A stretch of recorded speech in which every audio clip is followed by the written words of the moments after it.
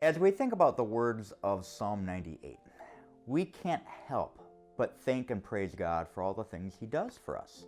Psalm 98 says, "Sing to the Lord a new song, for He has done marvelous things. His right hand and His holy arm have worked salvation for Him. He has remembered His love and His faithfulness to Israel. All the ends of the earth have seen the salvation of our God." God has been so good to us, hasn't He? For the last 18 months, we've been praying for and asking God to send us a second pastor. And He gave us what we asked for.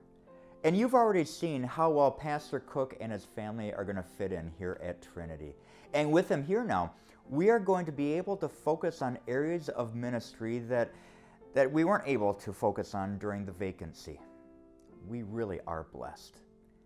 But the reason I'm talking to you right now is because of something you probably aren't aware of.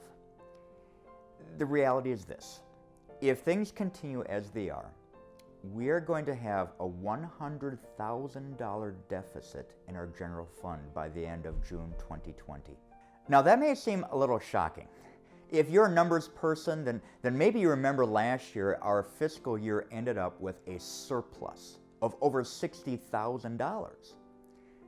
Now the real reason for that was that we had budgeted for 3 full-time called workers, but you only had me.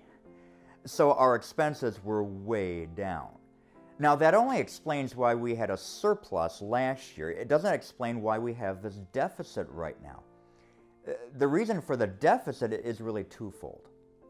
One of our family of believers here at Trinity, Marion Dietert, went home to heaven about 2 years ago. She had been giving to her Lord over $50,000 a year. We no longer have that income.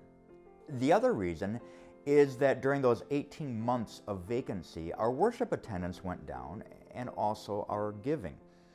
That's pretty typical during a vacancy. So the reality of where we are right now is this: in order to make our responsibilities, payroll, utilities, to make our responsibility to Illinois Lutheran Schools, to pay for the insurances, to pay for our ministry expenses, in order to make those responsibilities, we need $11,200 every week. Recent average giving has been $9,200. Now, this is the shocking way of putting it.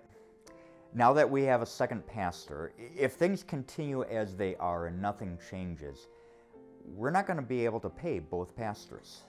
We do have a cushion of money, but that cushion is going to be eaten up by June 2020.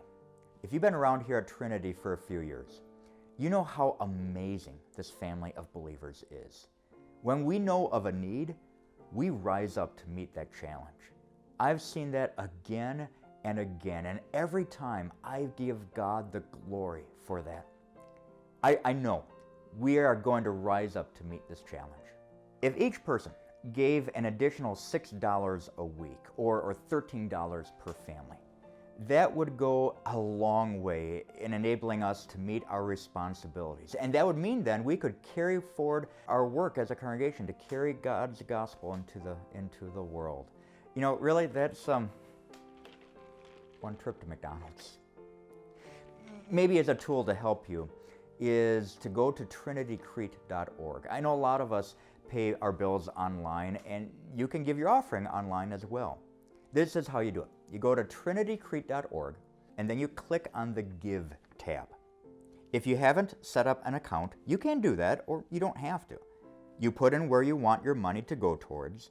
If you put it in for the general fund, that would go towards our operating budget, which is where the need is. Then if you look down here, you can select if this is a one-time gift, or you can set it up as a recurring gift. Now this is really helpful. If you get paid twice a month, after prayer and thought on how much God gives you, you can put in here how you are going to respond and make it automatic. That does any number of things. First, it means that your offering is actually a first fruit offering right off the top, and you don't have to think about it and debate about it every week. The other thing is it makes it regular, which helps a lot then in Trinity being able to plan on regular offerings and meet make our commitments. It also then helps if you're gone for the weekend, for a trip or vacation, that your offerings still come in on a regular basis. I'm going to go back to Psalm 98 again. Psalm 98 says, "Shout for joy to the Lord, all the earth. Burst into jubilant song with music. Make music to the Lord with trumpets and the blast of the ram's horn. Shout for joy before the Lord, the King."